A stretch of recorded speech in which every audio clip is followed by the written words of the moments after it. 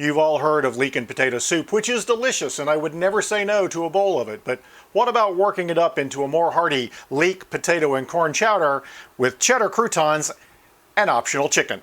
Stick around for the details. Hello One Pot Warriors, I'm Mr. Spork and these are Mr. Spork's hands. It's still cold up here this time of year, so I'm going to make some leek, potato, and corn chowder for you today.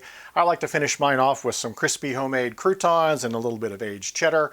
Don't worry if you're vegetarian, you can make the usual substitutions throughout the recipe and get something delicious, but if you happen to be a carnivore, all you got to do is lightly sear off some chicken thighs. Don't cook them all the way through, they'll finish in the soup, but those are going to be delicious in there. All you got to do if you are using the chicken skin, that'll render out and give you enough fat. Otherwise, use something like an olive oil, or if you happen to have it around, rendered bacon fat is extra delicious there. That's how you're going to get your protein fix in this mix. The rest of the stuff I've got on the board is pretty self-explanatory. The only spicing is a little black peppercorn and some fresh thyme out of the closet.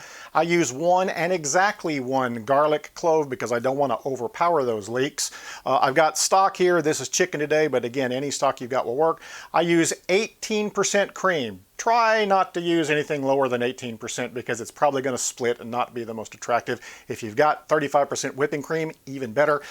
Yes, I would love to do fresh corn, but it's March in Canada, so the frozen will have to do, and quite frankly, in this instance, frozen will work perfectly well for you. Let's get to cooking.